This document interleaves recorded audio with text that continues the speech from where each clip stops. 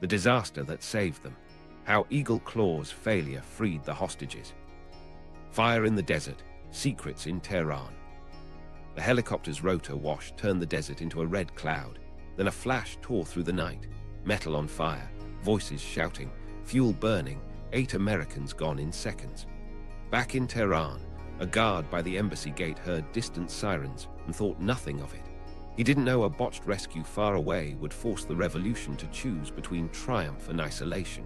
The Americans would call it Eagle Claw. Iranians would call it a sign from God.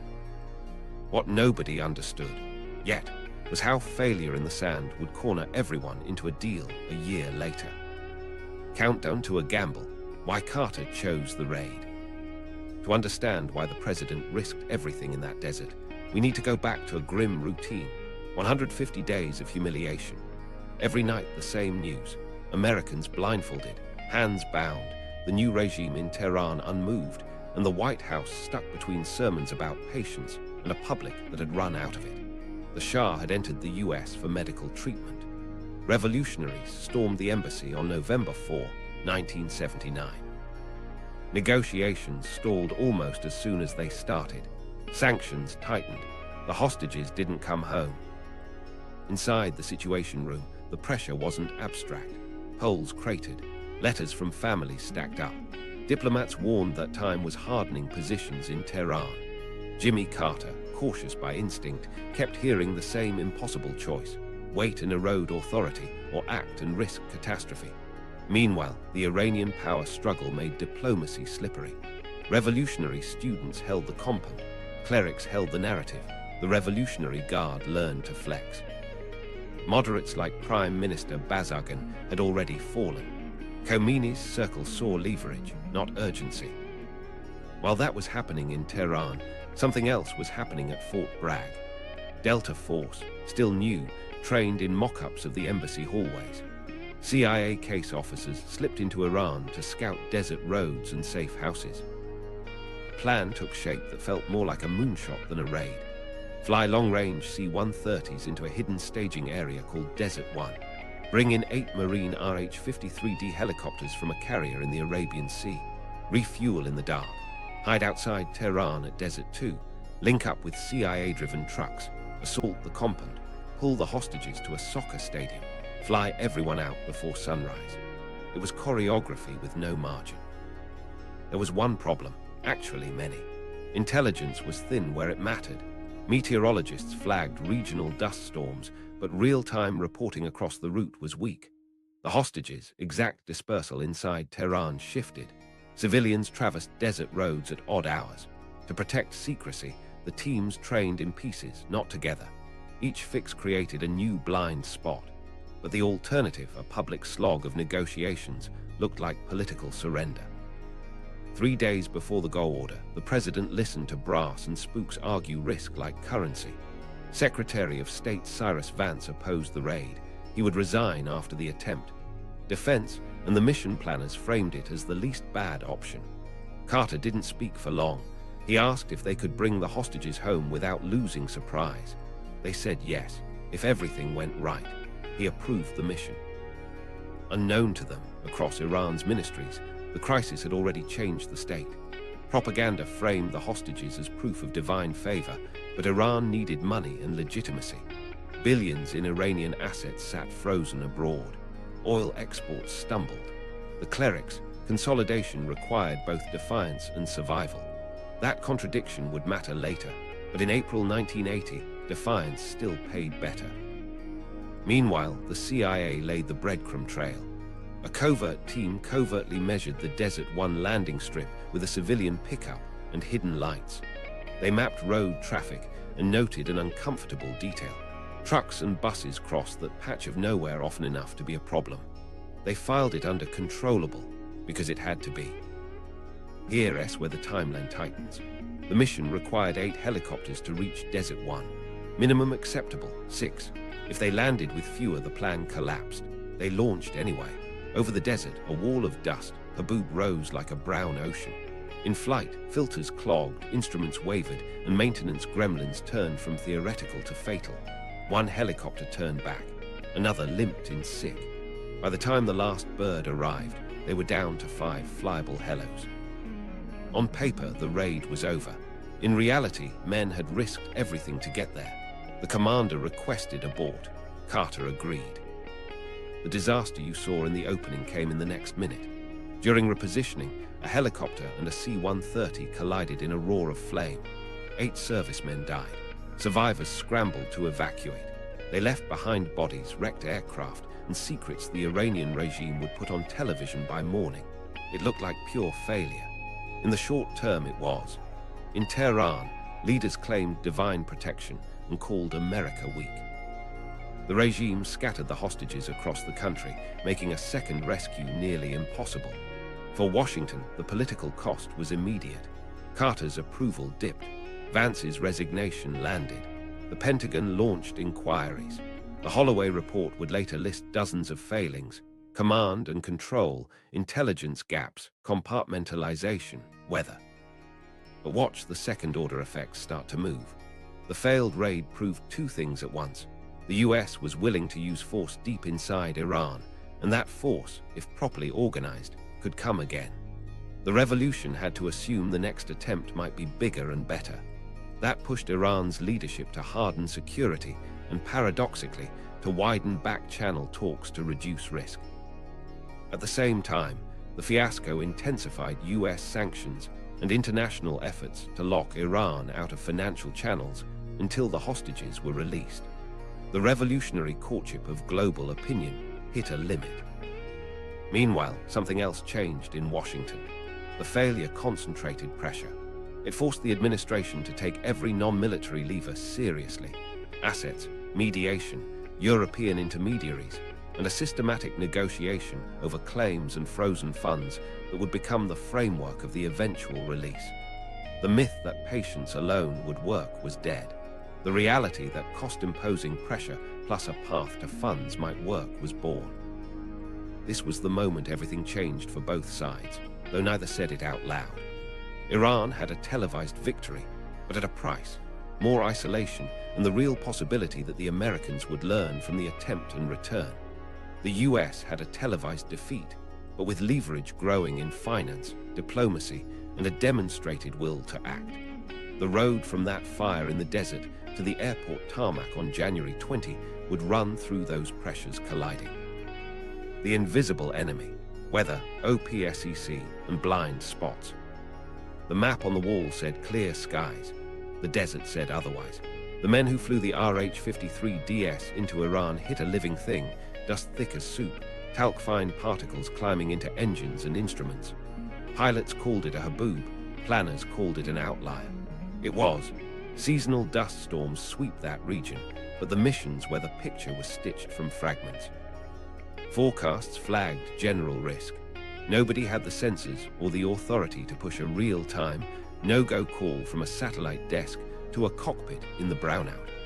That gap was invisible until it swallowed the flight. Meanwhile, secrecy did what secrecy does. It kept the enemy blind and kept teammates half-blind too. To protect the plan, the units trained on slices, never the whole. Delta ran room clears in mocked-up hallways. Marines practiced long overwater hops. Air Force crews drilled desert landings. But the choreography only lived in binders and briefings. The first time the full dance would happen was the night it had to be perfect. Compartmentalization is clean on paper. In the field, it translates to mismatched assumptions you only discover under stress. There was one more invisible enemy: civilian life. That first stage strip, Desert One, looked empty from satellite photos. On the ground, a bus rolled through because buses roll through. A fuel truck wandered into destiny because commerce doesn't stop for black ops. The plan had contingencies for traffic, but contingencies eat time, and time eats surprise. At Desert One, surprise was oxygen. Every extra minute bled it away. Inside the intelligence shops, analysts knew the limits. Tehran was a hostile city whose center of gravity moved by the day. Hostages shifted locations. Guards rotated. Revolutionary Guard units competed with student captors and local committees. The CIA placed eyes and ears where it could, but this wasn't a permissive environment. They measured the desert strip with hidden beacons and a tape pulled behind a pickup. they surveilled routes with pretend commerce. They guessed, as professionals do when certainty is impossible, and the guesses had to be good enough to bet lives. Here is where OPSEC cut both ways. The plan demanded silence to reach Tehran. It also demanded a shared mental model to function under fog. With rehearsals broken into compartments, the edges never got sanded down. Helicopter crews and ground teams didn't have muscle memory together. Radio brevity meant fewer words right when more nuance would have helped. And the ad hoc command structure, built for secrecy, not clarity, meant decisions took longer to travel than a dust cloud. What nobody knew at the time was how much the dust alone would tilt the outcome. Those RHDS were sturdy machines, built for maritime environments, not for swallowing deserts. Filters clogged, cockpit lighting blurred into brown, gyro errors crept. One helicopter turned back with a warning light that could mean nuisance or catastrophe. Another arrived limping. The minimum number to continue, 6, was a hard line, drawn by fuel math and lift capacity. Crossing that line wasn't bravery, it was physics. The abort wasn't a choice as much as recognition. Meanwhile, the hostages themselves, real people under fluorescent lights, were the center of every bet, but absent from the feedback loop. Intelligence on their precise locations was good in the morning and questionable by nightfall. Guards moved prisoners after rumors, after Friday sermons, after whispers of plots. The planners accounted for dispersal with options, but options don't help if the clock moves faster than the plan. And after Eagle Claw, Iran scattered them further, a harsh payoff to the very risk calculus the mission forced. There's a micro-story that captures the blind spots. A CIA driver inside Iran rehearsed night runs with lights masked, counting telephone poles to time a turn. He could make it muscle memory, but the pilot he would meet had to fly through dust that made instruments lie. Both were professionals.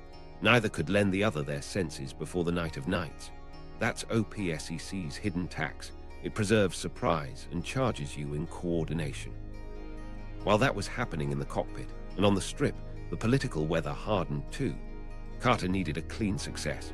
Khomeini needed a narrative of divine favor. Both sides' incentives raised the tolerance for risk and lowered the margin for patience. Inside the Pentagon, planners stretched to cover gaps they couldn't close. Backup helicopters, alternate strips, timing windows that overlapped like puzzle pieces. But puzzles require all pieces. The missing ones were real-time weather fusion, integrated rehearsals, and a command spine with unambiguous authority. The Holloway review would later stamp these as lessons. Don't let compartmentalization cripple training. Build joint command before crisis. Put weather at the center of planning. Anticipate civilians on empty routes. Those lines read clinical. On the ground, they were human. A pilot making a call with sand rattling the windshield. A Delta troop waiting for a helicopter that might not arrive. An intel officer deciding whether a pattern is noise or signal while a clock pounds. Here's the twist that ties to our argument. The same OPSEC and intelligence seems that doomed the mission broadcast something louder than success would have. The United States tried to reach the heart of Tehran despite everything. In Iran's councils, that created a new assumption. If they tried once under those conditions, they'll try again after they fix them. That assumption, combined with the isolation that followed, nudged the calculus toward negotiation over time. The invisible enemies, weather, OPSEC, blind spots, hurt the raid. The visible aftermath reshaped the bargaining space. Desert One, collision, chaos, abort. They were already behind the clock when the last RH-53D dropped into the glow of infrared chem lights. Dust hung in the air like a fog that didn't move. The strip itself, flat, hard-packed ground, looked barely real through brown haze and red-lensed flashlights. Fuel trucks idled. C-130s crouched like beasts in the dark. Everyone spoke in clipped fragments. The minimum to continue was 6 helicopters. They had 5. The math didn't bend. Stakes were simple and cruel. If they pushed with 5, they risked leaving hostages behind, crashing on exfil, or running out of fuel over a hostile city. If they aborted, they'd hand Tehran a trophy and Carter a political wound. Every man on that strip had trained for violence, not for choosing between bad and worse. The commander weighed lift, fuel, routes, and the time they'd already bled to traffic stops and dust. He called for abort. Radios carried the word like a gut punch. Pack it up, back out, go home. Action snapped to dismantle the night they'd built. Delta loaded back into C-130s. Helicopter crews prepared to refuel for the return to the carrier. The scene went from choreographed to crowded in seconds. Rotors spooling, props biting air, headlights pinched to slits under blackout discipline. Visibility wasn't just low, it was deceptive. Dust reflected light, hid distances, made still things look like they moved and moving things look still. Each crewman fought a different slice of chaos, trusting that the others were carving their own. The collision wasn't theatrical, it was mechanical. One helicopter repositioned to a refuel point. The pilot, blinded by blown dust and rotor wash, drifted. A C-130, engines hot, sat broadside. The rotor arc scythed into fuselage. In an instant, fuel vapor met hot metal. Flame leapt. The sound became pressure, then heat. A fireball erased shape and turned men into silhouettes sprinting through orange. Impact detonated the plan and the perimeter. Inside the C-130, airmen shoved, dragged, and fell out into heat. On the helicopter, there was no time. 8 Americans died there, names that would later live on plaques and in hangars. Survivors ran with what they could grab and left what they couldn't. Classified papers, gear, rifles, a field of burning aluminium. Someone yelled counts. Someone else counted again. Fuel cooked off in uneven bursts. The desert, which had been too quiet, became loud enough to swallow thought. Meanwhile, the mission calculus changed again. Classified equipment sat in the flames and in the cargo of other helicopters that could no longer leave. The order shifted from clean withdrawal to emergency evacuation. C-130s taxied and clawed into dark air, while pilots worked instruments slicked in sweat, eyes stinging from smoke. A Ranger waved aircraft with a light that cut a cone in the dust like a tunnel to safety. They left behind helicopters standing like black shapes, blades sagging, paint blistering. They also left behind proof, maps, hardware, the very existence of the mission, because the choice was between secrets and lives won. The immediate impact was human. 8 families would awaken to knocks and uniforms. The men who lived would carry the smell of burned fuel forever. On the strip, after the last C-130 lifted, the night turned quiet again, except for the crackle of metal and the far-off approach of Iranian vehicles who'd eventually find a graveyard of American intent. In Tehran by morning, state TV would loop the wreckage as proof that America's reach had burned out in the sand. The ripple effects started before sunrise. The order to scatter hostages went out, and guards moved Americans across cities and basements, threading them through a geography that a second rescue could never map in time. Revolutionary leaders framed the failure as divine favor, but they'd also learned something they hadn't wanted to learn. The Americans were capable of coming.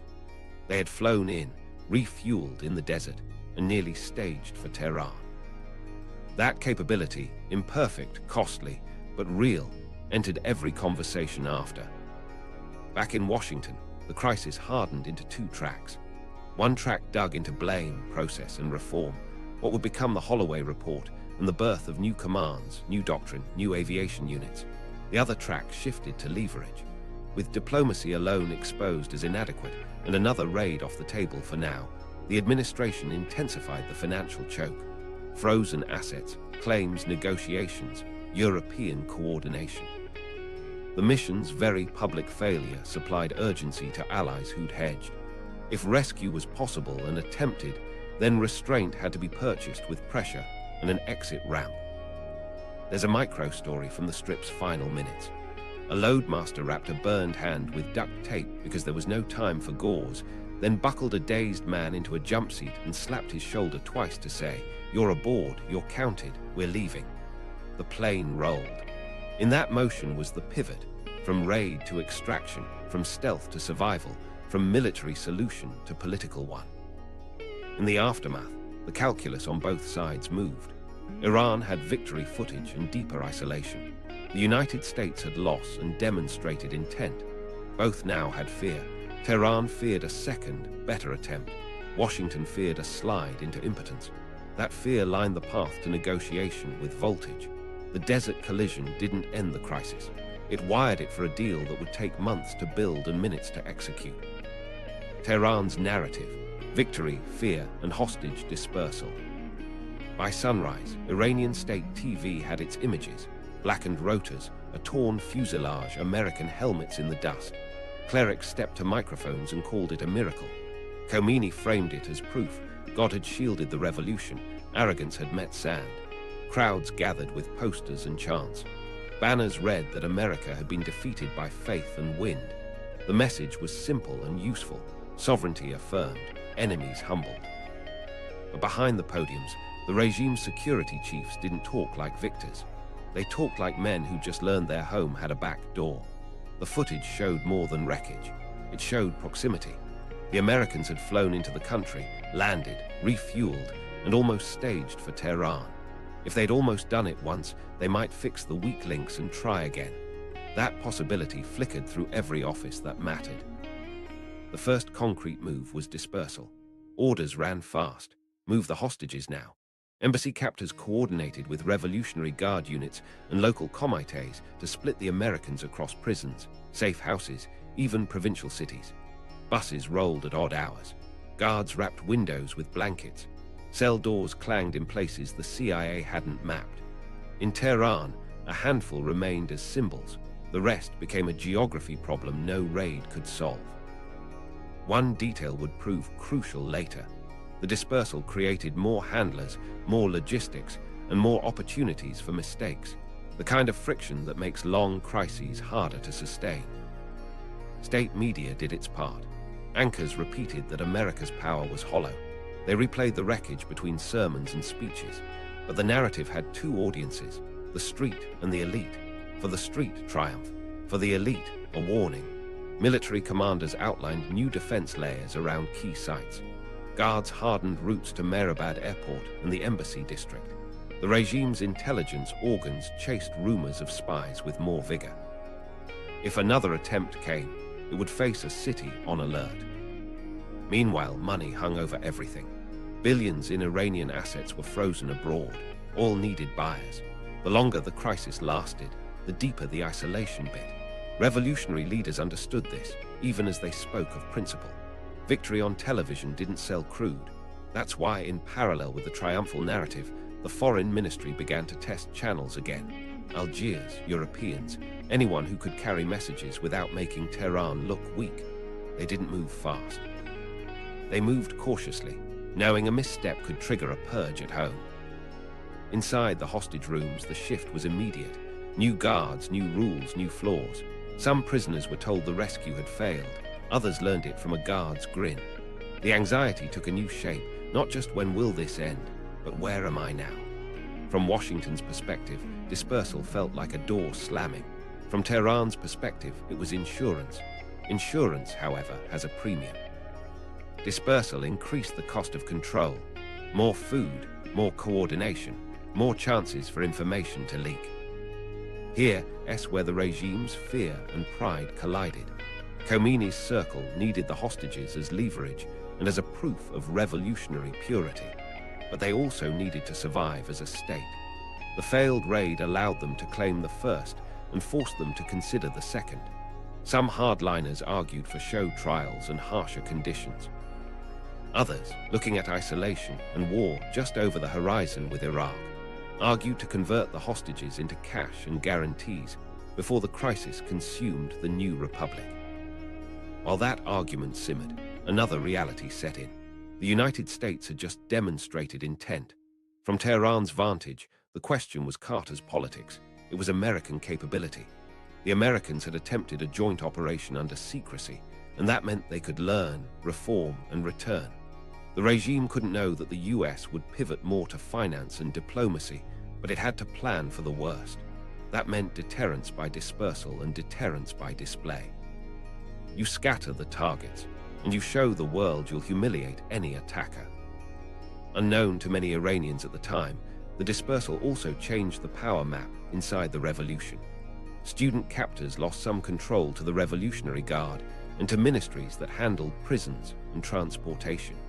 Each transfer strengthened institutions that answered to Khomeini. The crisis that had elevated the students now helped marginalize them, one bus ride at a time. Internationally, the narrative played unevenly. Some non-aligned states cheered the humiliation of a superpower. European capitals, watching the flames and the headlines, started taking Washington's financial push more seriously. The argument that the crisis threatened not just America's pride, but the stability of commerce began to land. Tehran's victory speech came with a tightening ring of quiet phone calls from abroad.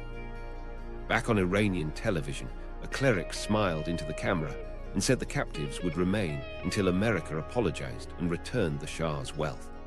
Off camera, officials asked how long they could keep this up without breaking something they needed: oil markets, banking channels, a wary public's tolerance. They didn't have an answer yet. They only had time bought by dispersal and a story built on faith. And in that gap between story and survival, space opened for negotiation. Slow, deniable, framed as strength, driven by fear of the next attempt and the growing weight of isolation. The desert fire had given them a banner. It had also given them a clock. The Holloway report and the American reckoning. In Washington, the smoke hadn't cleared before the question started to echo. How did this happen? The answer would come bound in a sober blue cover. The Holloway report, named for Admiral James L. Holloway, III, a former chief of naval operations brought in to dissect the mission without flinching. He convened investigators, interviewed crews, pored over logs, and walked the wreckage path on maps until the choices became visible again. Stakes were more than reputations. 8 men were dead. 52 Americans were still captive. A president's authority was bleeding out in daily briefings. The report wasn't allowed to be theater. It had to be a scalpel. What it found wasn't a single villain. It was a web. Compartmentalization designed to keep secrets had kept partners blind. Command and control was ad hoc, with lines of authority that bent under stress. Weather intelligence existed in fragments that never fused into a decisive go or no-go. The plan demanded 8 helicopters. The process that delivered them hadn't been honest about reliability. Action in the report reads clinical, 23 areas of deficiency. But buried in those headings are human moments. When Holloway's team charted the decision timeline, they saw pressure expand to fill every empty space, political urgency creeping into operational risk. They saw how a mission built on precision had tolerated ambiguity in training because secrecy had walled off units that needed to feel each other's rhythms. They noted that meteorological warnings about dust were general, not operational. Nobody owned the call to say, "Stop, the sky is lying tonight." Impact landed fast. Cyrus Vance's resignation became part of the official memory, the image of dissent at the highest level. Within the Pentagon, the findings turned into directives. Joint rehearsals wouldn't be optional. A unified special operations command, long debated, moved from concept to necessity. Aviation tailored for night, distance, and dust would be funded and trained as a specialty, not a borrowed capability. Communications units would be built to stitch agencies together in the dark. The habits that later felt obvious were born in pages that read like a confession. Meanwhile, the report gave the White House a way to pivot without denial. It validated the courage of the operators and indicted the system that sent them. That distinction mattered. It offered a path to honor the dead and still admit failure. It also freed the administration to turn the screws elsewhere. If a second raid was off the table, the only acceptable alternative was leverage, more coordinated sanctions, tighter financial controls, and a structured negotiation over Iran's frozen assets that could be explained not as capitulation, but as statecraft backed by demonstrated will. Here is where our argument tightens. The Holloway report didn't just fix the future, it amplified the signal Iran heard from the desert. By documenting how the US would reform, clear command, integrated training, better aviation, real-time intelligence, it hinted at what a second attempt might look like. Iran's security chiefs didn't get the report, but they felt its implication. If the Americans professionalized what they'd already tried, Tehran couldn't count on dust and luck again. That fear didn't open doors by itself, but it made the cost of staying closed higher. The report also hardened allies' resolve. European partners, watching the US examine itself in public, had fewer excuses to sit on their hands. If America could admit mistakes and reorganize, they could help turn the financial vice. Treasury and State found more willing ears when they explained the claims process being built, the escrow concepts, the legal scaffolding for release. The post-mortem at Desert One strengthened the ongoing metamorphosis from military gambit to economic pressure married to an exit ramp. Inside the services, the reckoning was personal. Pilots read the words about weather and felt the grit again. Delta troopers tracked the lines about rehearsals and imagined what muscle memory might have changed. Young officers took notes that would become doctrine: mission command, redundancy, contingency rehearsals, honest risk math. Some changes took years. The creation of U.S. Special Operations Command in 1987, the 160th Special Operations Aviation Regiment, the Joint Communications Unit. But their seed was planted in a season when failure couldn't be excused. There's a micro-story from a briefing room at Fort Bragg weeks after the report dropped. A commander stood in front of maps and said, "Next time, nobody meets for the first time in a desert." It was half order, half vow. Men in the room didn't know if there would be a next time for Iran. They knew there would be a next time somewhere. Holloway had given them a mirror. They chose to treat it like a set of tools. Politically, the report insulated Carter from the charge that he'd learned nothing. He had tried military action, owned its failure, and redirected pressure into channels that could yield results. That transparency mattered abroad and at home. In Tehran's calculus, it translated to a steady drumbeat. The Americans are refitting their rescue machine and tightening the financial noose. In that overlap, the space for a deal widened. The desert disaster had forced the United States to reckon with itself. That reckoning, written down and acted on, helped corner Iran into choosing between isolation without end or release on terms. Leverage reshaped, economic squeeze and strategic signals. While the Pentagon picked through the wreckage on maps, Treasury and State picked up the other weapon, the dollar. Billions in Iranian assets were already frozen. After the desert fire, the screws turned tighter. Banks in Europe started getting calls that felt less like requests and more like instructions. If Tehran wanted dollars, insurance, letters of credit, or spare parts, the answer was no until the hostages moved. Sanctions had been a headline. Now they became a system. Stakes shifted from pride to solvency. Iran needed cash to pay civil servants, buy refined fuel, service debt, and keep imports flowing. Oil could still leave ports, but clearing payments without US-linked banks was like threading a needle in a storm. The more Tehran celebrated on television, the more quietly its accountants sweated. That contradiction, born in the dust of Desert One, started to set the timetable. Action moved through corridors, not convoys. US diplomats in Bonn, Paris, and London carried a simple pitch. The rescue failure proved Washington's willingness to act. Help us turn that will into financial leverage that's clean and legal. European partners, wary of being pulled into a US-Iran feud, found cover in the mission's public outcome. If America had tried and bled, supporting financial measures looked less like enabling a tantrum and more like containing a crisis. Compliance memos flowed. Insurance markets raised premiums or walked away. Tankers found charters harder to secure. Meanwhile, another signal pulsed beneath the sanctions: reform. The Holloway report's lessons leaked into the ecosystem, whispers about new aviation units, joint rehearsals, a clearer command spine. Iran's security chiefs didn't need the details to read the implication. The next attempt, if it came, wouldn't depend on luck. That prospect, paired with a deepening cash crunch, pressed inside the regime's councils like a thumb on a bruise. Here, where back channels found oxygen. The US didn't soften the choke, it added a door. Lawyers and diplomats began sketching a mechanism to resolve claims and unfreeze assets without rewarding the hostage-taking. The idea wasn't romantic, it was architecture. Put the money in escrow. Create an impartial tribunal to sort debts on both sides. Sequence the release of funds to the release of people. Algiers became a way station for messages that couldn't leave fingerprints.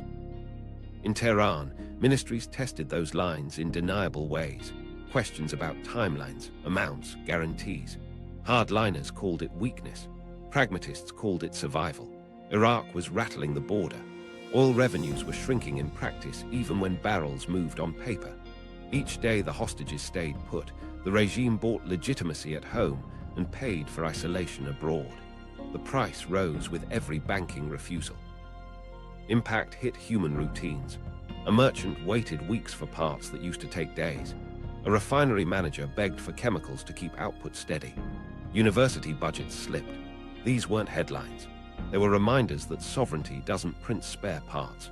State media didn't show that strain, but it seeped into meetings where men who'd praised the miracle at Desert One now counted invoices. Washington understood the psychology. You don't just punish, you telegraph an exit that protects face. Publicly, the line hardened. No ransom, no capitulation. Quietly, the sequencing sharpened. Hostages home, assets untied under rules, not favors. The message to allies was the same. Help us box them in and hand them a key. That duality, coercion with a path, took form in draft language and midnight calls. There's a micro-story from a European bank. An Iranian intermediary sat across from a compliance officer who'd once waved through routine trades. Now the officer slid back a stack of forms and said, "We can't touch this without Washington's comfort." The intermediary didn't argue. He just asked, "Who gives comfort?" The answer pointed to Algiers. That's leverage reshaped, pressure that makes the other side ask for the channel you wanted them to use. Meanwhile, the Pentagon's reforms became their own deterrent. The 160th Night Flying Seeds took root. Joint communications units started knitting seams. Exercises stitched the choreography that had existed only on paper. None of it freed a single hostage that week, but all of it hummed in Tehran's imagination. Sanctions squeezed the present. Signals haunted the future. Inside Iran's leadership, a timetable coalesced without anyone writing it down. Drag this out long enough to claim a narrative victory, but not so long that the cash crisis breaks the machine. Release them on terms that look like discipline, not surrender. Do it at a moment that denies America a triumphal photo op. Those instincts would later shape the choreography to the minute. In the US, families kept writing letters, the news kept looping stale footage, and the president kept absorbing damage. But the strategic picture clarified. The desert failure hadn't ended options, it had edited them. Force had sent a message. Finance made it stick. And the possibility of a repaired rescue apparatus, real or imagined, kept the pressure honest. By late 1980, the frame was set. A claims tribunal blueprint, allies aligned enough to matter, a regime feeling both proud and pinched. What began as smoke over a strip of Iranian desert had turned into ink on draft accords. The rescue that failed had proved intent. The squeeze that followed made intent expensive to ignore. The war next door. Iran-Iraq changes the clock. 3 months after the desert fire, thunder rolled from the west. Saddam Hussein crossed the border in September 1980 and turned Iran's hostage drama into a two-front crisis. Propaganda at home, survival on the frontier. Airstrikes hit airfields. Armor pushed over marsh and desert. Khorramshahr bled street by street.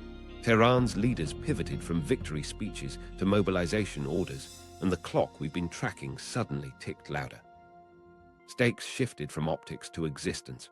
Before the invasion, the hostages were leverage and proof of revolutionary purity. After Iraqi jets screamed over cities, they became a liability chained to a sinking ship. Oil terminals faced risk, refineries needed spare parts, and conscripts needed pay. War drains currency. Sanctions already pinched. Add bombs and a mobilized economy, and every frozen dollar abroad mattered more than any chant in the square. Action moved fast and uneven. Iran grounded what planes it could, dispatched F-14s and F-4s to blunt Iraqi raids, and rushed the Revolutionary Guard from guarding ideology to holding lines. Ministries retasked budgets. Blackouts tested patience in Tehran apartments where televisions had replayed Desert One wreckage only weeks earlier. Meanwhile, the hostages, scattered after the failed rescue, were now threaded through a country in wartime. Guards built routines around air raid sirens and curfews. Transfers slowed, then hardened into habit. The dispersal that once deterred a second rescue now added complexity to a state trying to fight and govern at once. Impact landed in two places at once, on the battlefield and in the ledger. Insurance for tankers spiked again.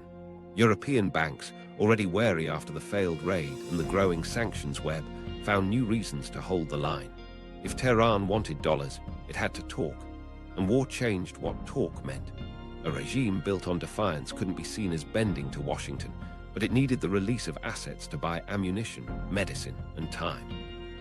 That paradox is where leverage sharpened.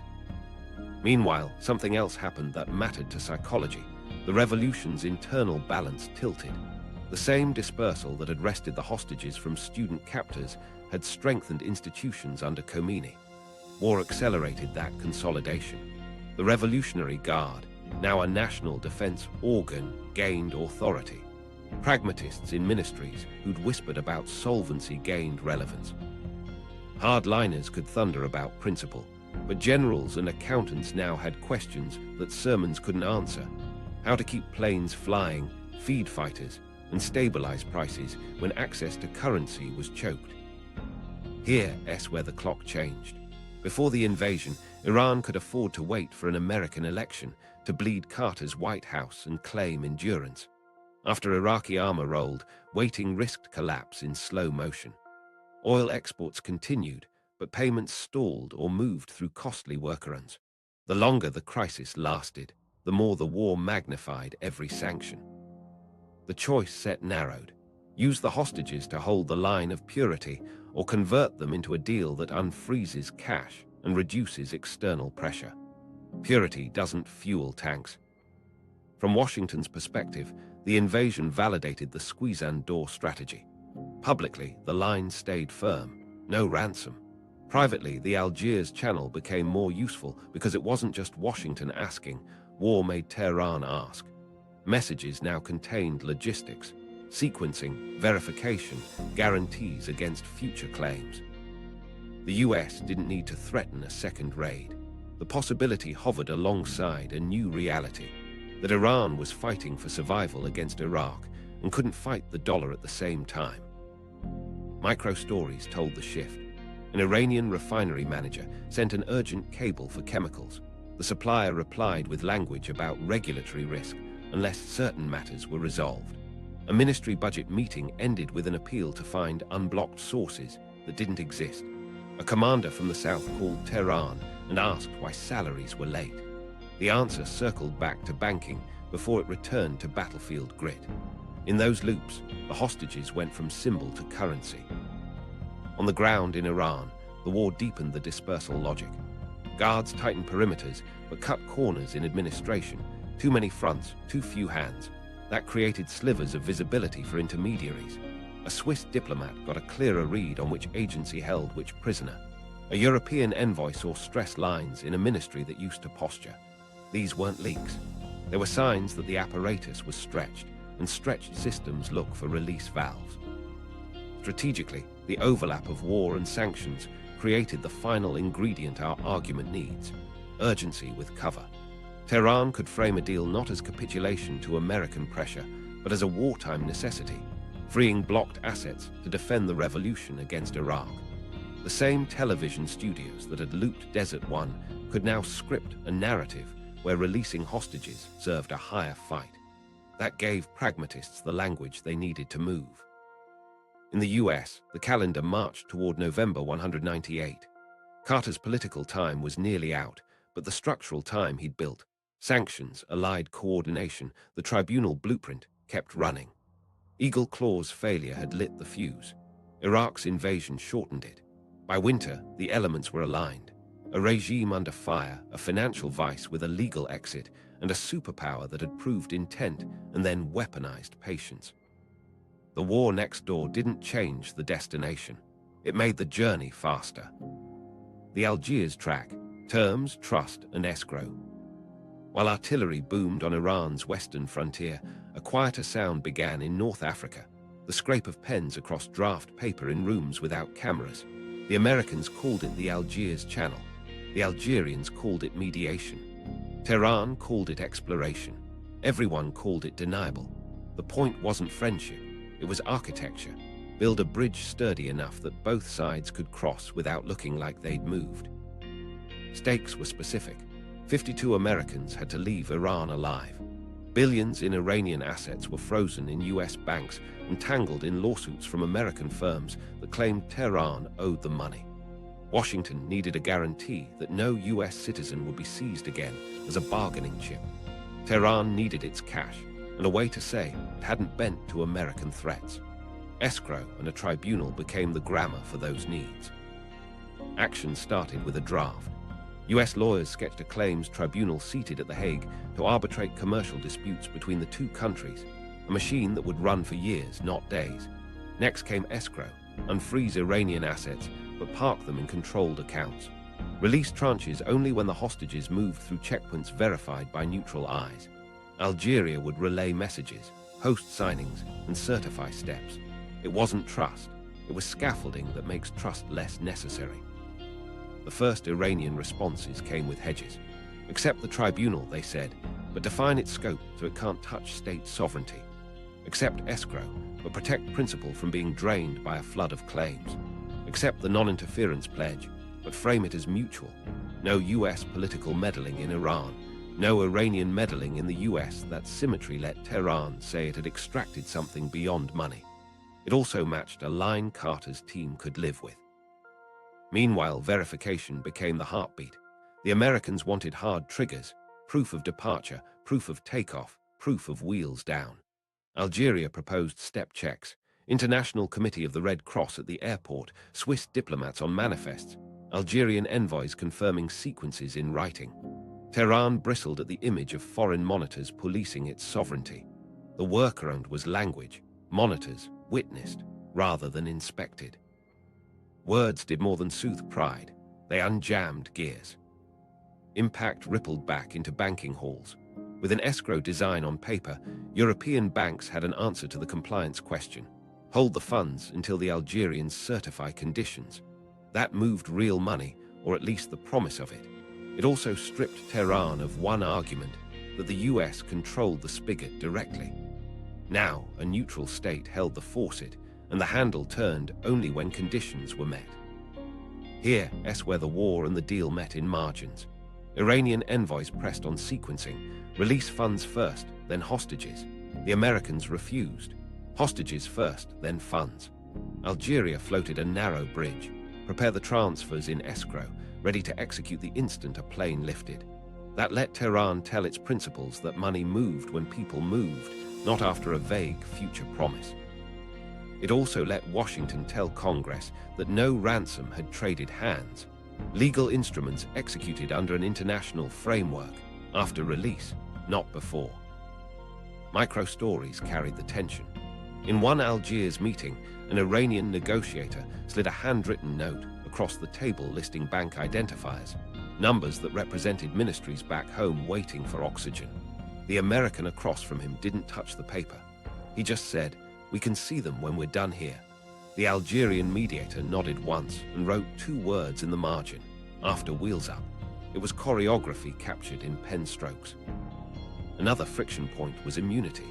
Tehran wanted protection from US lawsuits tied to the hostage crisis.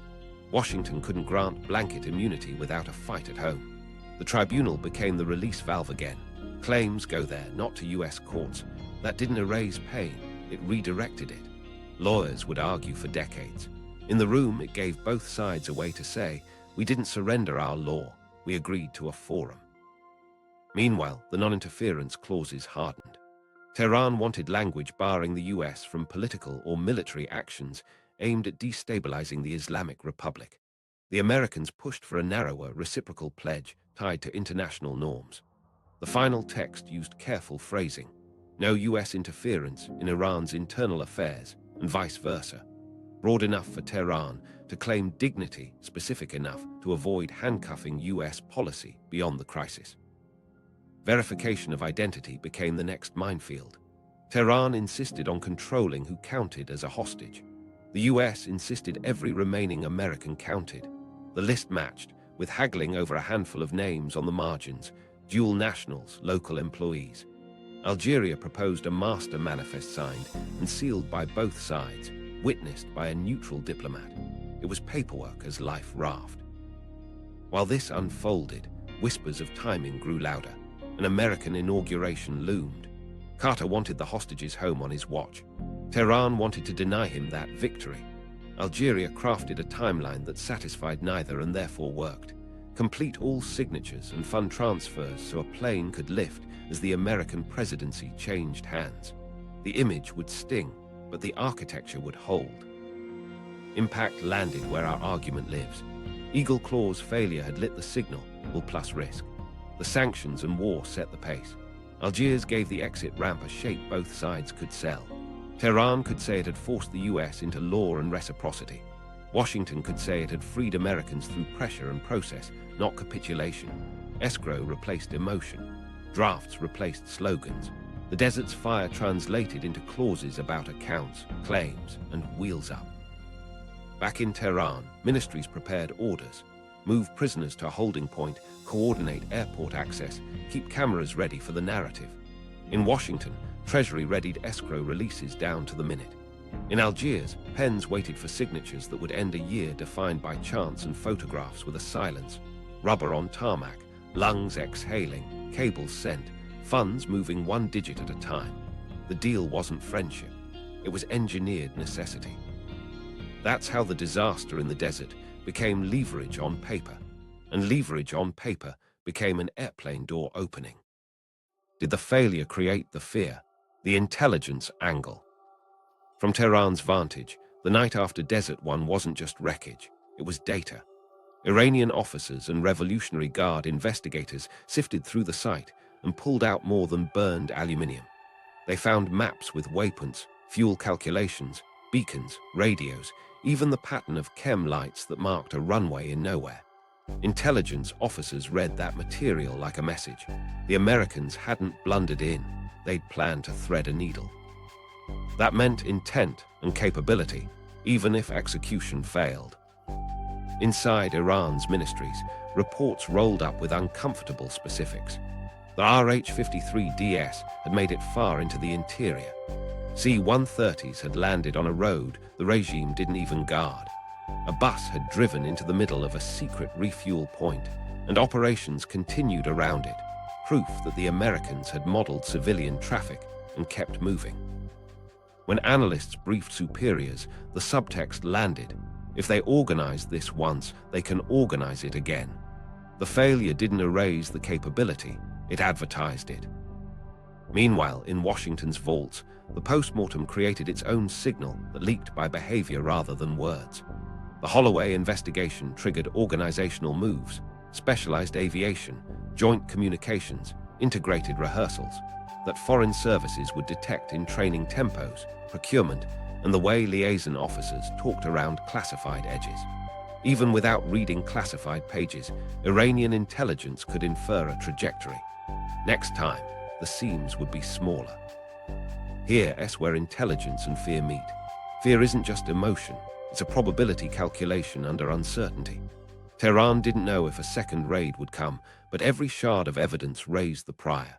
The regime had to hedge. Dispersal hardened not just against a specific plan, but against an entire method. Landing inland, hiding near the capital, exfiltrating by air. You scatter the targets, you complicate routes, you flood the zone with checkpoints and rumor. On the US side, intelligence officers also learned from the failure, and their learning added pressure at a distance. Weather analysis moved from a footnote to a gating item. Environmental reconnaissance became its own requirement. Civilian pattern of life in empty areas got a red box in planning cells. Those shifts showed up in procurement notices, interagency taskers, and training deployments that foreign collectors could see. The message to an adversary watching from across the chessboard was simple. Our next attempt somewhere will be better. Iran had to assume somewhere could still be Tehran. There's a quieter piece of the intelligence angle that matters: perception management. Iranian state media framed Eagle Claw as divine failure, but regime insiders weren't consuming propaganda. They were reading technical readouts. The distance between the public line and the private brief created a cognitive split: boast outward, prepare inward. That split produced the very behavior our argument hinges on. Loudly claim victory, while widening back channels to reduce the chance you'll have to test that victory again. At the same time, the successful deception of Argo earlier that year sat in the background as an uncomfortable reminder that US tradecraft could work under the regime's nose. 6 Americans had exited Tehran on forged identities with Canadian support. Iranian counterintelligence chalked that up as a lapse. Add Eagle Claw's demonstration of reach, and the composite picture in Tehran's file said, they can infiltrate by suit and by rotor. Capability plus precedent elevates perceived risk even after a failure. Intelligence isn't only what you collect, it's what you can't rule out. After Desert One, Iranian planners couldn't rule out a maritime exfiltration variant, a larger air bridge, or a coup-catalyzing diversion. Rumors multiplied because they were rational. The Revolutionary Guard reportedly increased monitoring of airfields, widened patrols on desert roads, and retasked assets to watch for unusual logistics, fuel trucks, heavy lift signatures, foreign radios. That diversion of attention and manpower had a cost. It also signaled that fear had become policy. Meanwhile, foreign embassies in Tehran sent cables home noting a shift in tone, bravado at rallies, caution in offices. European diplomats picked up hints that Iranian intermediaries were more curious about financial mechanisms than before. Intelligence officers in those embassies stitched the signals together. Fear of a second strike mixed with the squeeze was moving attitudes from absolutist to transactional. If the regime had total confidence that resist and wait would work, it wouldn't ask technical questions about escrow. There's a micro-story from a liaison meeting months after the raid. A European security attaché asked an Iranian counterpart, off record, whether they expected another American attempt. The Iranian paused, sipped tea, and said, "We expect them to prepare. Preparation demands our preparation." It wasn't a prediction, it was policy logic. And that logic greased the rails for negotiation, because permanent mobilization is expensive and brittle. Back in Washington, intelligence reporting confirmed that dispersal had increased the number of handlers and sites, creating more points of contact and more friction for a long hostage game. That insight shaped pressure, not a second raid. If Iran's system was stretched by security and war, then make the stretch hurt financially and offer relief through a structured deal. The intelligence community's job became less about targeting a compound and more about mapping a regime's pain points and decision-makers who could be moved by them. So did the failure create the fear? Not alone. It fused with Argo's sting, the sanctions bite, and the war's demands. But inside Tehran's files, Eagle Claw turned, they wouldn't dare into they might. And they might into we should hedge now. That hedge is the shadow under every clause that followed. Escrow manifests, verification, wheels up. The desert fire illuminated capability. Intelligence turned that light into a pressure that negotiation could use. Public humiliation, private pressure, Carter's final months. By summer, the nightly ritual had calcified. A minute count on the evening news, grainy photos of blindfolds, and panels asking the same question. Why hasn't the president brought them home? The failed raid played on a loop as punctuation. Carter wore the fallout in his face. Tighter jaw, thinner answers. Public humiliation wasn't a headline, it was air. But behind the cameras, private pressure was turning screws in places most voters never saw. Stakes for the White House were stark. The election loomed. Polls punished caution and punished risk in the same breath. Every option was poison in a different dose. If Carter tried another raid and failed, the presidency was over. If he did nothing, the presidency was over. So the strategy became the only viable one left.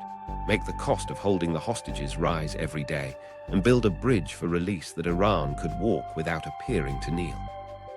Action moved in quiet increments. Treasury tightened advisories. State leaned harder on European partners, Bonn, Paris, London, to harden compliance. The message was steady. Help funnel this crisis into law, not spectacle. In Algiers, language tightened. Escrow mechanics became timelines. Timelines became triggers. The machine clicked forward while the campaign trail demanded sound bites that couldn't reveal any of it. Carter talked about patience and principle. Staffers spent nights haggling commas in draft accords. Meanwhile, the images kept landing like blows. Protesters outside the White House staged candlelight vigils and angry chants, sometimes on the same night. The families of the hostages oscillated between belief and fury. Carter invited them in, listened, promised effort, and walked back to a West Wing where the only lever that mattered was time yoked to money. He absorbed the anger because public contrition kept the political temperature just low enough to protect the private work. Inside Iran, the signals came back through intermediaries. Questions about sequencing, questions about guarantees, questions that sounded technical to anyone who didn't understand that technicalities are where deals happen. Carter's team read those inquiries as progress. Hardliners don't ask about bank identifiers unless they're preparing arguments to their own colleagues. Every question answered was a thread laid across a chasm. Here's where the humiliation became leverage. The very public failure at Desert One gave Carter credibility with allies who doubted resolve. He had tried force and bled for it. Now, when he asked banks to wait, insurers to balk, and governments to coordinate, the request carried weight. European finance ministries, once wary of becoming instruments of American emotion, had a shield. This wasn't temper, it was strategy after an attempt. That distinction unlocked cooperation that speeches never could. On the campaign, Ronald Reagan's shadow grew. He spoke in clean lines about strength and resolve. Carter couldn't match simplicity without lying about the machinery in motion.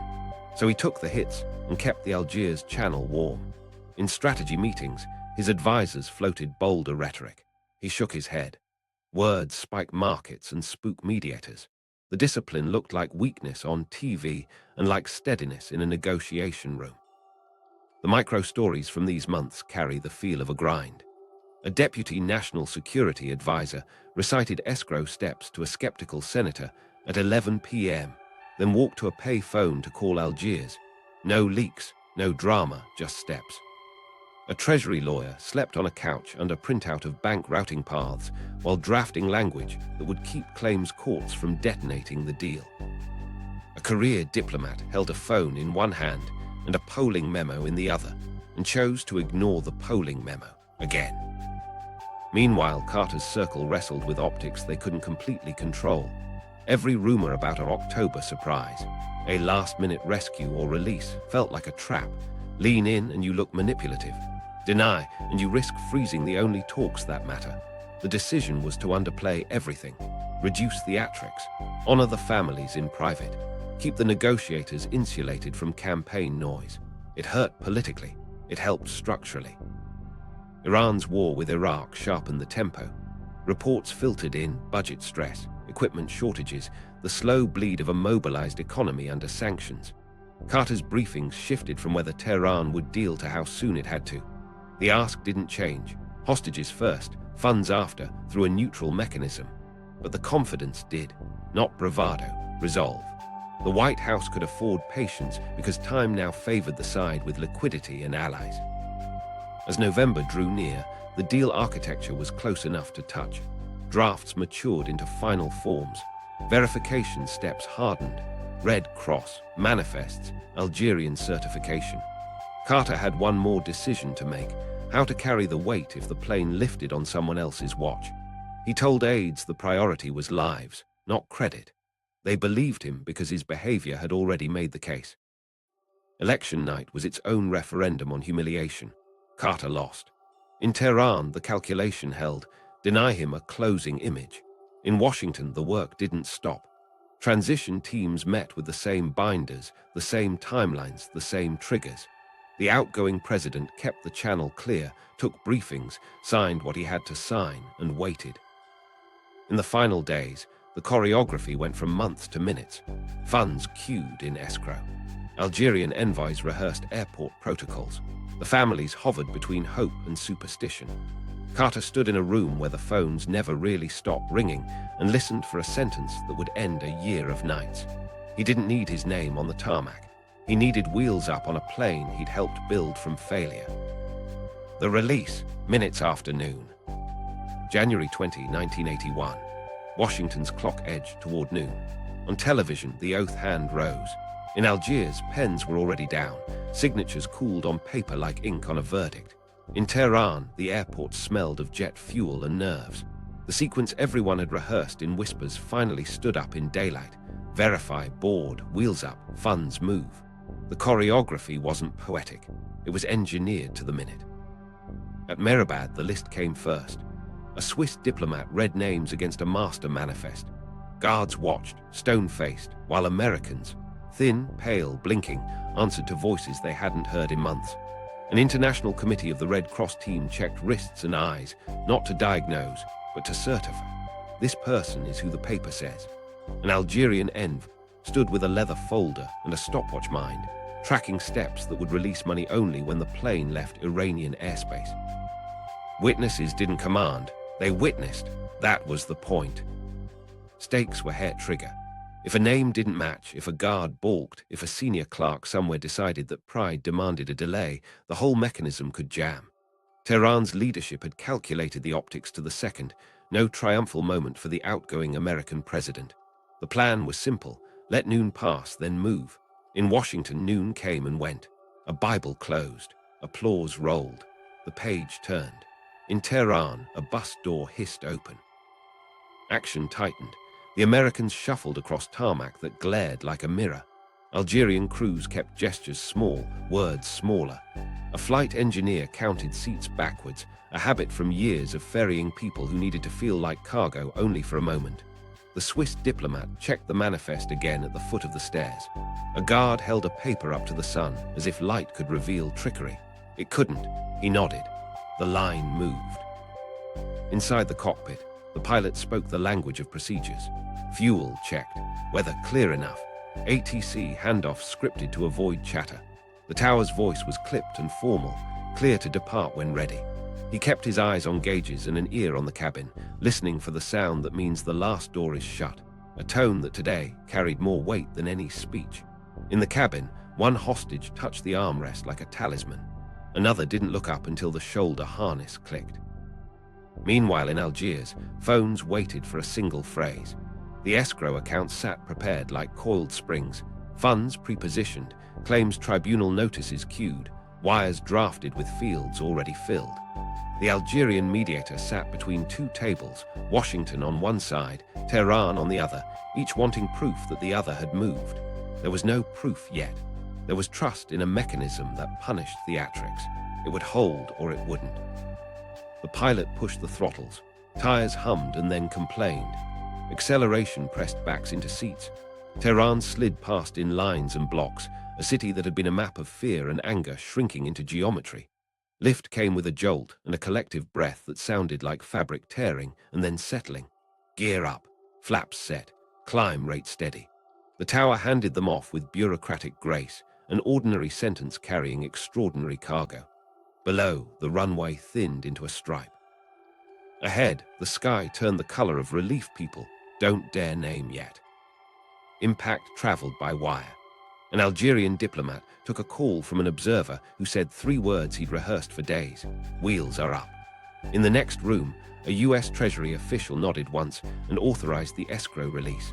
The first tranches moving not as ransom, but as execution of instruments that had been waiting on that sentence.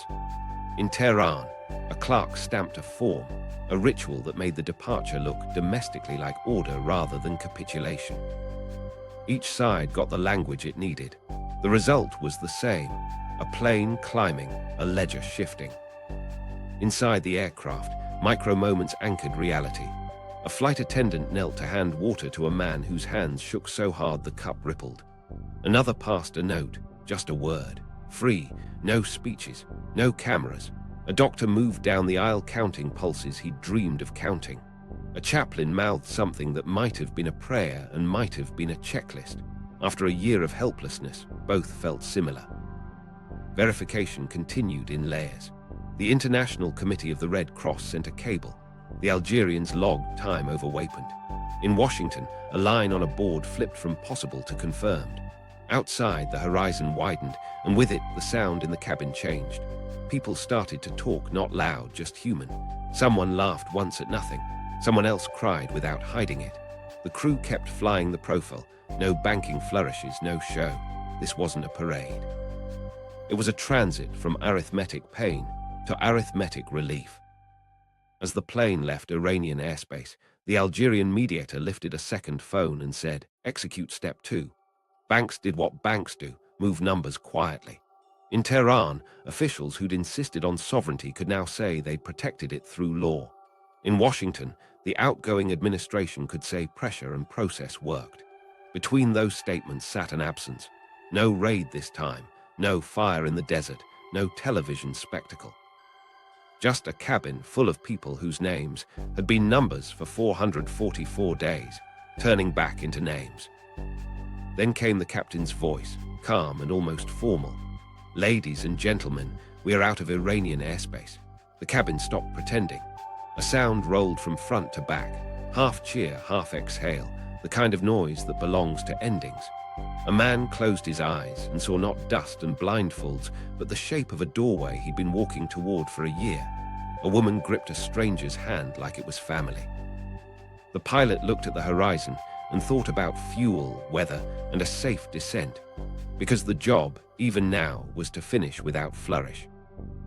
Minutes after noon in Washington, hours after fear in Tehran, and seconds after a cockpit call, the logic that began in a failed rescue met its proof. Intent had been demonstrated, leverage applied, architecture built, and a plane climbed because all of that aligned. Wheels up was more than altitude. It was the moment the disaster's hidden work revealed its shape in silence. The counterfactual. Without Eagle Claw, does Tehran wait longer? Let's strip out the fireball and ask the hard question. If the desert raid never happens, no RH-53DS in a brownout, no wreckage on Iranian TV, does Tehran hold the hostages deeper into 1981 and beyond? Start with incentives. Before the attempt, the regime had two kinds of fuel: domestic legitimacy from defying a superpower, and financial oxygen from oil sales that still found paths around pressure. Without the attempted rescue, the first fuel remains rich and renewable, the second drains slowly. Absent proof of American reach, the calculus tilts toward waiting. Now remove the signal that Eagle Claw sent. Without that demonstration, Iran's councils don't see maps, beacons, and burned gear that prove intent. They see sanctions and speeches. Sanctions alone can be dismissed as politics. A nighttime air bridge can't. No raid means no dispersal order born from fright. Fewer handlers, fewer transfers, fewer costs. Control becomes cheaper. When control is cheap, time becomes a comfortable ally. In Washington, subtract the Holloway spine. If there's no failure to dissect, there's no public reckoning that accelerates reforms and hardens allied cooperation. Allies still hear the US complain. They don't see it bleed and reorganize. Banks keep hedging longer. European ministries that later fell in line have an easier argument to stall. Washington hasn't risked much. Why should we? The absence of failure robs the sanctions program of moral momentum. Argo's success doesn't fill that gap. It proved deception could work at the margins, but it didn't threaten the regime's core. 6 diplomats slipping out under Canadian covers strung pride, not strategy. Without the attempted rescue, Iran reads Argo as an anecdote, not a precedent for scale. The fear that pushed dispersal and tightened perimeters stays latent. When fear sleeps, negotiation sleeps with it. War with Iraq still arrives in September, and that's the counterforce in this thought experiment. Does Saddam's invasion alone shorten the clock? It pushes, but it doesn't pull. War intensifies need, yet absent Eagle Claw, Tehran can say, fight the invader, keep the hostages, and let time punish America's president. The regime frames endurance as wartime discipline. That narrative holds longer when there's no evidence the US can penetrate the interior. The hostages remain leverage, with low security overhead. Consider the Algiers architecture. Without a failed raid, does Escrow and a tribunal still materialize? Possibly, but slower. The mediators lose a key persuasion point. The US tried force, failed, and now insists on law. That sequence softened European skepticism and legitimized the legal route. Remove it, and the door looks more like an American workaround than a multilateral fix. Drafts drag. Compliance wobbles. Technical questions never reach urgency. Inside Iran, student captors keep more control if dispersal never becomes urgent. The Revolutionary Guard still grows under wartime pressure, but the hostage portfolio remains fragmented. Fragmentation stiffens ideology. The more actors holding pieces of the problem, the harder it is to align on a cash for claims mechanism that requires discipline and secrecy. Eagle clause shock consolidated custody. Without it, the state spends longer refereeing its own revolutionaries instead of negotiating. What about domestic US politics? Carter still suffers. With no dramatic attempt, critics call him timid, and the election pain deepens. That, in turn, can encourage Tehran to wait for the ballot box to deliver a different interlocutor. But waiting without fear has a different flavor than waiting while glancing over your shoulder. In the no-raid version, Iran waits with comfort. In the real world, after Eagle Claw, Iran waited with caution. Now weigh the financial vice. Could sanctions alone have forced a release by early 1981? They bite, but slowly. The raid's aftermath galvanized coordination. Insurers stepped back, banks hardened lines, and legal scaffolding snapped into place. Without that catalyst, each step still happens, but the tempo slackens. War accelerates need, yet the regime has more room to deny and delay when it hasn't seen chem lights in its desert and read American fuel math. There's also the psychology of precedent. Failure can be a deterrent if it proves intent plus learning. Holloway's findings, the seeds of night aviation units, joint communications, integrated rehearsals, signaled improvement. Tehran didn't need the memos, it sensed trajectory. Without the disaster, there's no visible trajectory to fear. The unknown is less threatening when the known is only sanctions. So does Tehran wait longer? The sober answer is yes, likely months longer, possibly into mid-1981, because three forces lose velocity without the raid. Fear of a better second attempt, allied alignment behind a legal financial choke, and internal consolidation that made a deal administratively possible. War still pulls the timeline forward, but not as sharply. The hostages remain cheaper to hold and politically richer to display. And that's the counterintuitive hinge of our story. A failed rescue shortened the road to release by making delay feel dangerous and making negotiation feel engineered rather than capitulated. Without the brownout, the collision, and the public autopsy, the crisis keeps its slow rhythm. Loud on television, quiet in banks, stuck in rooms where nobody yet feels the floor moving under their feet. The failure made the floor move. The movement made the deal necessary. Legacy, from failure to forced design. The morning after the flames, the US military woke up with a bruise and a blueprint. Not on paper yet, on conscience. The operators who'd sprinted through orange light knew the courage was there. The design was. What followed was a rewire that turned a one-night disaster into decades of competence. Start with the pilots. Night, dust, distance. Those weren't edge cases anymore. They became the syllabus. A small cadre began flying at low level on goggles until darkness felt like daylight moved to another frequency. They learned the language of brownout, how to manage power, how to read instruments when the horizon lies, how to land on a dime without a runway. Within years, that culture took a name and a number. A regiment built to own the night, trained precisely for the distances Eagle Claw demanded and the dust it couldn't beat. Their aircraft evolved too, engines with margin, rotors that kept lift in dirty air, avionics that treated weather like a solvable equation instead of a shrug. Meanwhile, the ground force changed how it met its ride. No more strangers at rendezvous. Assault teams and aircrews rehearsed together until the choreography stopped being choreography and became muscle memory. Boarding under blackout, silent offloads, signals that cut through rotor wash. These weren't invented. They were drilled until they felt obvious. The lesson was simple. Nobody should meet for the first time in a desert again. Communications went from brittle to braided. The radios at Desert One had worked, then faltered under chaos and compartmentalization. Afterward, a dedicated unit grew to stitch agencies and services together with redundancies and discipline. You could draw a line from that impulse to the quiet professionals who now show up early in every hard mission, building networks that don't care about shoulder patches. The idea wasn't gadgets. It was trust made audible. Command and control hardened. Ad hoc gave way to architecture. A joint special operations headquarters stopped being a proposal and became a place where authority lived, with commanders who could see the whole board and own the timing.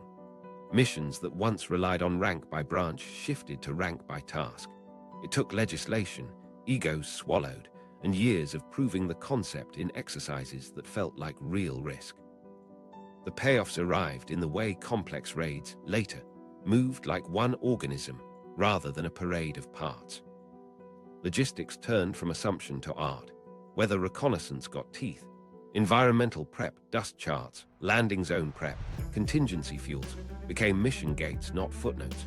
The meteorologist, maybe, stopped being a shrug at the back of a binder and started being a voice with veto power. If the sky was lying, the plan waited or rerouted. That respect for physics saved lives in places whose names would eventually fill ribbons. Training shifted tone. Secrecy stayed, but compartments had doors with trusted hinges. Units rehearsed the full stack, air, ground, intel, medevac, under conditions designed to break plans and reveal seams. Failure inside training didn't shame, it instructed. The point was to lose safely in North Carolina so nobody bled in a foreign field because a rehearsal was polite. Intelligence integration changed too. Planners didn't just ask for maps of buildings. They demanded patterns of life around empty roads and fuel points, the habits of bus drivers in nowhere, the way police shift changes sounded at midnight in a city that slept differently under curfew. The craft matured from snapshots to films, from where to when and how long. That depth turned assault windows into choices instead of gambles. Culturally, something else shifted. The narrative stopped treating special operations as improvisation by the brave and started treating it as engineering done by people willing to accept risk. Language inside briefings moved from heroics to probabilities. Contingencies weren't negative thinking. They were respect for friction. That maturity let political leaders hear options in plain speech, not sales pitches. When the stakes were hostages, presidents began to see the difference between daring and design. The reforms didn't bring back the 8 men lost. Nothing could. But their names traveled in the call signs and mottos of units that built themselves to prevent a repeat. Young pilots learned to flare in talcum sand because someone died in a cloud that looked like night. Young officers practiced telling a commander, no go, because a report had once buried the word, haboob, under caution. Young operators shook hands with their pilots on Monday because strangers in the dark had once moved inches into tragedy. Internationally, adversaries noticed the change long before the public did. Training tempos, joint exercises, procurement arcs, those signals told a story. The next attempt, anywhere, will be sharper and better rehearsed. That perception became deterrence you can't film. It also became leverage when quiet discussions hinged on whether the US could do what it said. The answer, increasingly, was yes. Years later, when a team lifted under a moonless sky for a different address and a different enemy, the aircraft, the comms, the rehearsals, and the command's spine all bore the imprint of a desert lesson. The world saw the finish.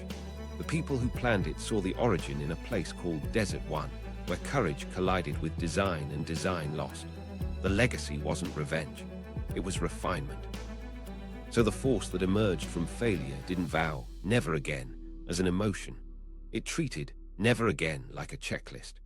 Night by night, rep by rep, paragraph by paragraph in Doctrine nobody reads on camera, it turned a disaster into a standard. That's the quiet monument to the men who ran through fire. A system built so others could run through night and come back. Micro stories, 8 lives lasting echoes.